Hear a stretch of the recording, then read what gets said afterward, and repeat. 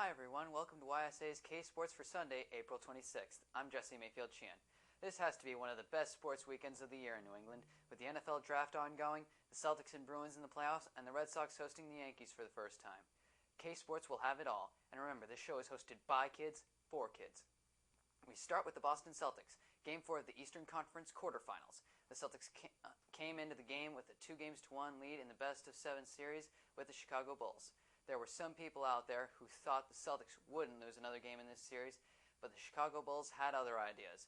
In a double overtime thriller, the Chicago Bulls finally pulled out the victory 121-118 to even the series at 2. Rounds 3 through 7 of the NFL draft today, and the New England Patriots will have more picks than any other team. The big question is, though, is whether you will have heard of any of their selections. Yesterday, the Patriots traded down and out of the first round with coach Bill Belichick explaining that they just didn't see the value of the players left in the first round. So the Patriots' first pick came on the second pick of the second round, 34th overall, and it was a safety from Oregon, Patrick Chung. The 5'11" Chung is a physical player who led his team in tackles last year with 91. He's expected to take the place of veteran Rodney Harrison, who was injured again last year.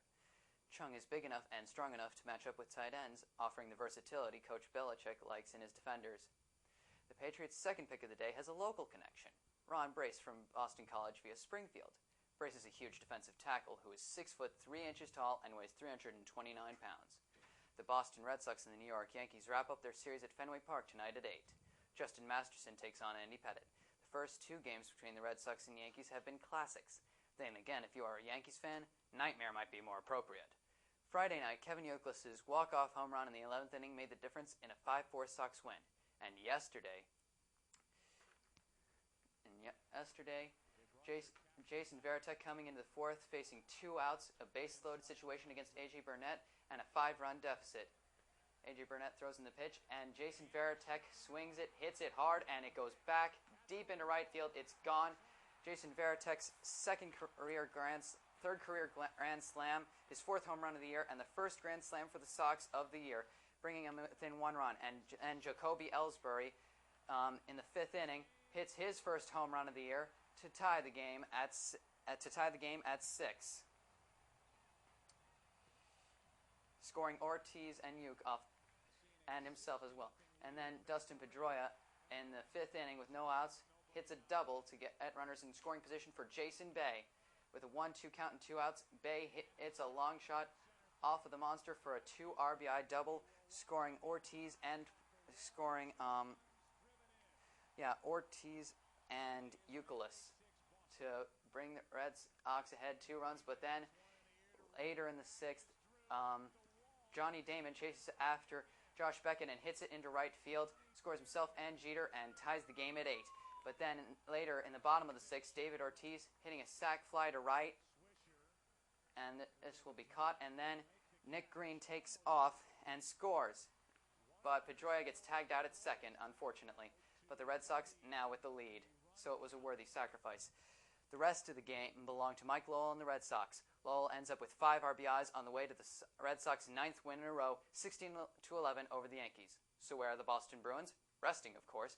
The Bruins wrapped up their sweep of the Canadiens on Thursday and will have to wait another day as the Washington Capitals took down the New York Rangers 5-3 today to force a Game 7.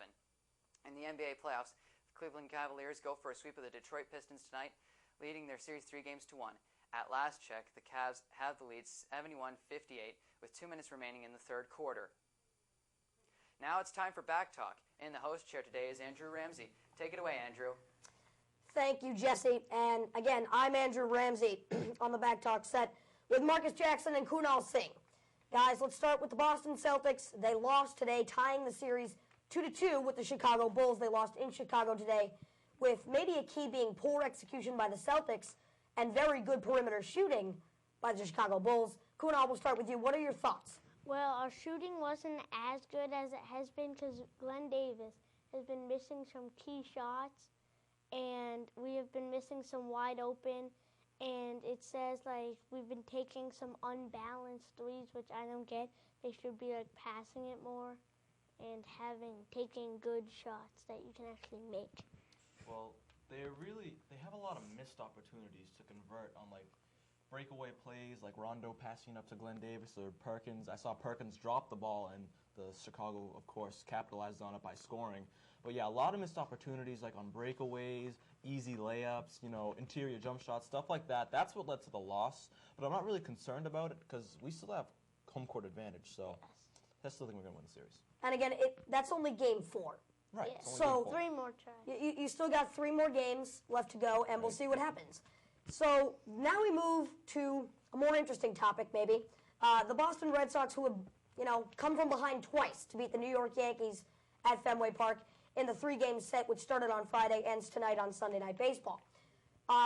Yesterday was quite an interesting game. Both days the Yankees have jumped out to a 4-run or greater lead in the beginning innings. And then the Red Sox come out of nowhere with just hit after hit after hit and big hit after big hit to just take a huge lead, as we saw yesterday in a 16-11 victory over New York. Well, it's not only physically tiring for the Yankees to have to lose these games after, putting forth good leads early in the game, but it's mentally tiring, too. When you get that good of a lead and you're thinking, all right, we got the game, Boston comes back with Jason Varitek's grand slam, Jacoby Ellsbury's home run, just all these hits. It's just complete. It just wipes them completely, and it's really, it's kind of sad, I mean, I hate the Yankees, but it's kind of sad to watch them get crushed after, having good leads, and then the Red Sox just bounce back. Yeah. And I thought the pitching would be so much better. Like, there would be like 2 to 3 runs, but it's been a slugfest. Scoring like 6 to 11 runs. I mean, it was 11 to 16, which is a lot of runs, and the bullpens have been like doing nothing. They've just been allowing runs, and like the closer for the Yankees is Mariano Rivera, and he's had like no luck saving against the Red Sox. He's blown like 12 saves now. Yeah, you saw that one good period in the Red Sox pitching when you had Wakefield and Lester having great outings. But now we're going back to that top of the rotation. Top of the rotation. You're right. Now we're reverting back to that earlier slump of pitching when you're seeing poor performances. I mean, A.J. Burnett and Josh Beckett are basically the premier pitchers of that rotation on both these teams. So you really want to see improvement instead of reverting back to that.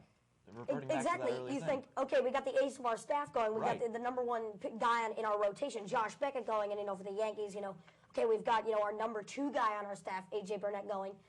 Both of those guys, are typically very reliable to go, like 7 innings and really keep the runs low. But both were chased, before the 6th inning was over. Right, and A.J. like Burnett 8 has runs. a perfect record against the Sox, and 5-0. that's his first loss in his entire career. So it's weird.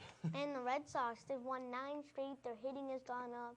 Pedroia's average has gone up from like 160 to 370, and our averages have been good, our RBIs. And everybody yesterday on the Red Sox had a hit, and I think an RBI, which insane almost on the Yankees. Everybody was contributing to the game. One positive thing I want to bring up too, David Ortiz, I think he had a triple or a double? Double. Bases clearing double. So he's improving. So it's great signs for the Sox. Yep. And it shows a lot of signs where the Yankees need to improve. Yeah, and Ortiz isn't pulling the ball anymore. He's finding ways to hit off the monster. And the Red Sox have been trying to use the monster to their advantage because their veterans know how to hit it off there. Exactly. So we move from a terrorizing monster at Fenway to a monster hockey team on the ice that just wrapped up a sweep against the Montreal Canadiens, the Boston Bruins. But before we get to talk about it, Jonathan Bell has a commentary. The Bruins are in the second round of the playoffs for the first time this century. That's right. For the first time since 1999, Boston will still be playing in May. The Bruins will either face off against the Rangers or the Penguins. Why, you ask? Well, in my opinion, this is the very first time in a very long time that the Bruins have had the size, talent, and depth advantage over most teams in the Eastern Conference, even the NHL. On offense especially, the Bees have good depth and talent. Additions like Mark Recchi have added a veteran presence to the team. Top goal scorers like Phil Kessel and Milan Lucic bring an